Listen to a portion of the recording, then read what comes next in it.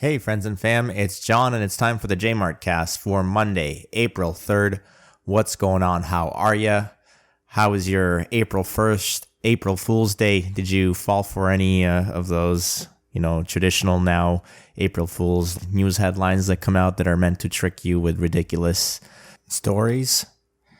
I don't know. I saw one that kind of got me. It was the headline was that a man ended his life after talking to an AI chatbot that encouraged that man to kill himself in order to stop climate change. I don't know. It kind of looked like a real article, but it was released on April 1st. It's got to be just a joke. Like, there's no freaking way. Anyways, it's kind of a downer story. Didn't mean to start the podcast off with that. Anyway, let's move on. I had a thread I wrote on Twitter earlier this week that I'll just maybe read off and share on the podcast today. It's health related, so talking about the 80-20 principle. So the 80-20 principle states that roughly 80% of the effect that you're looking for will come from 20% of the things that you try. That would be the causes. So we can use this as a tool for prioritization by identifying the most important things or activities that we think will have the greatest impact.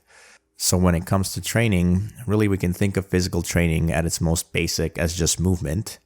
And if we think of the list of the most common movements human beings perform on a daily basis, then we can create a list, and that list would include things like breathing, chewing, walking, bending over, and grasping.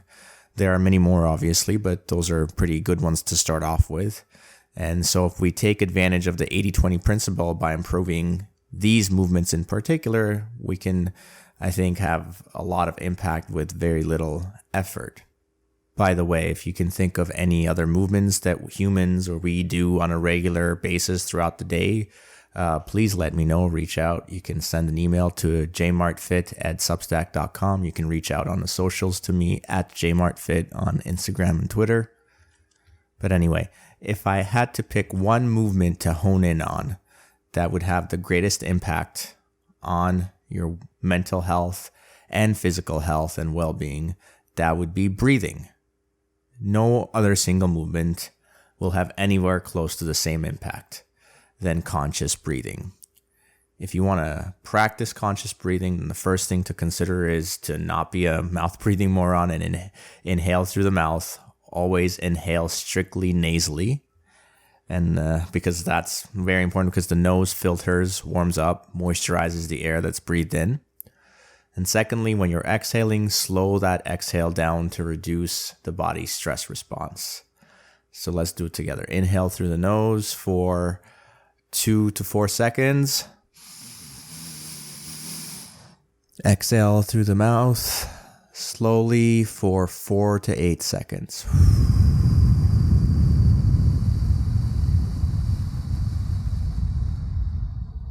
One more time, in through the nose. Out through the mouth.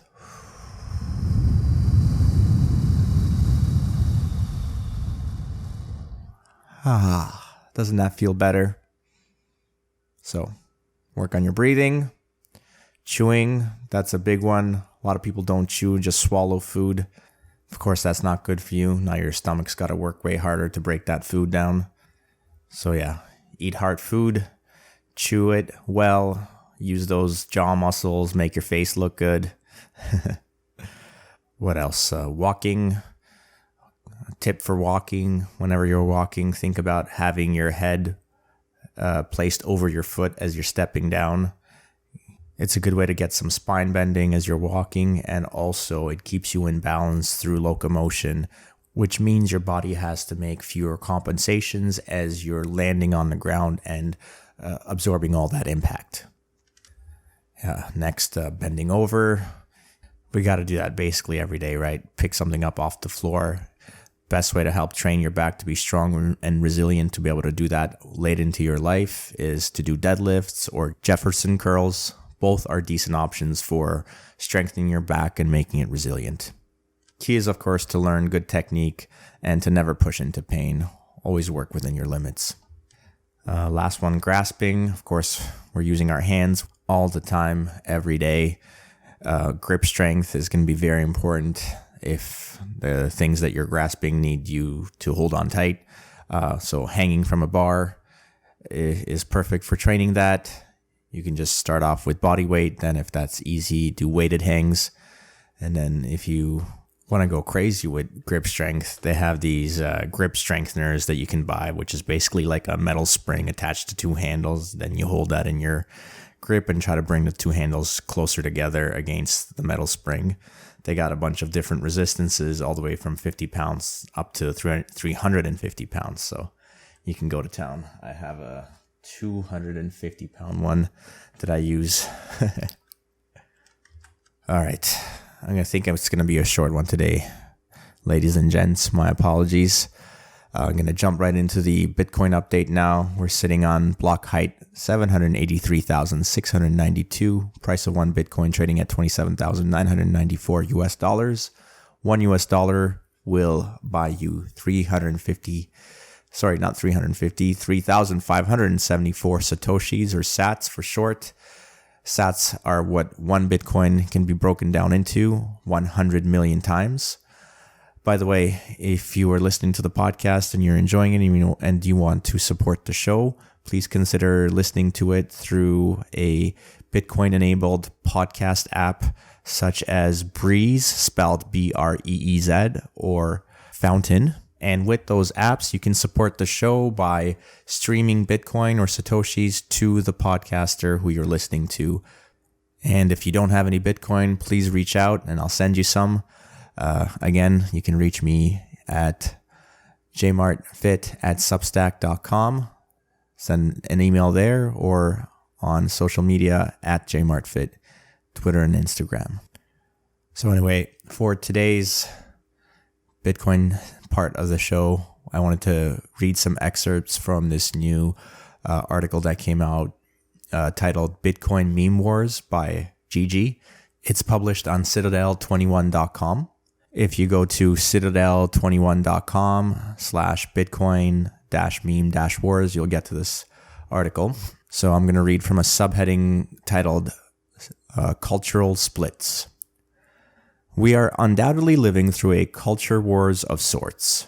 Left versus right, red versus blue, based versus woke, blue bird versus purple bird, and furries versus normal people. It's hard to pinpoint the fault lines that are the underlying reason for this war. Some believe it boils down to individualism versus collectivism. Others see it as capitalism versus Marxism. Self-regulating order versus central planning.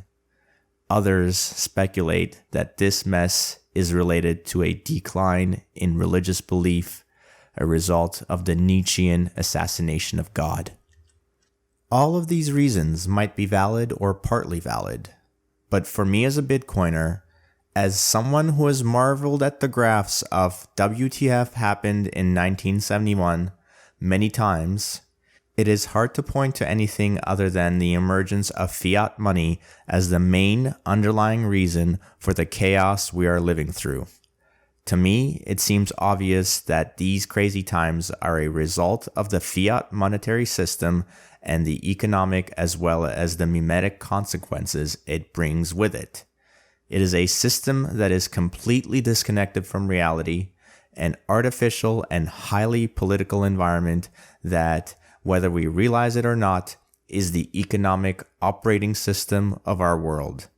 To me, the fault line of society is best summarized as Bitcoin versus fiat. I would actually change that and say just sound money versus fiat money. That's what it comes down to. It comes down to coming to the realization that money makes the world go round, and those who control money control everything. And money is broken or corrupted when it is only valuable by fiat, by degree, not valuable by the inherent characteristics that it has that make it suitable to be money. By the way, that reference to WTF happened in 1971. Everybody should go check out that website. Type into your web browser WTF happened in 1971 in numbers, 1971.com, and go look at all the different metrics that can possibly be measured from before 1971 to now, and you will see what a crazy trend has been happening since that year of 1971 when we went off the gold standard. The world did. And I certainly agree with this article that is one of the main drivers behind the cultural split we see today. Anyway, let's move on. A new subheading in this article now. This subheading is titled Printing Money versus Fixing the Money. Realizing the importance of money, as well as the moral and cultural implications of the nature of money and the ethics of money production, has altered my worldview irreversibly. Once I realized that money printing is simply wealth redistribution, and that centrally planned wealth redistribution is an impossible task, not only computationally, but morally too. It dawned on me that confiscation by inflation and other forms of involuntary redistribution is nothing more than roundabout stealing. The fiat system is a system of slavery. And no, this is not an exaggeration. Here's the good news, however. Bitcoin fixes this. There's a certain ethic embedded in Bitcoin, and it is this ethic that forms the cornerstone of the memes we see emerge and propagate. If I had to sum it up in one phrase, it would be this one: you shall not steal. If I had to sum it up in one number, it would of course be 21 million. Yeah, man, that's the ethic of Bitcoin. Is it's made in such a way that the supply of 21 million Bitcoin cannot be inflated, and also if you own some Bitcoin, then nobody else can own that same Bitcoin. It is only yours, and others can only have it if they earn it from you through providing goods or services.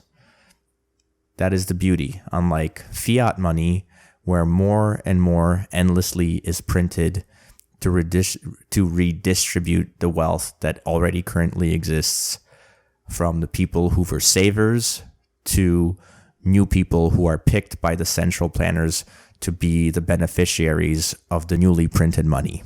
All right, back to the article, just a couple more small parts.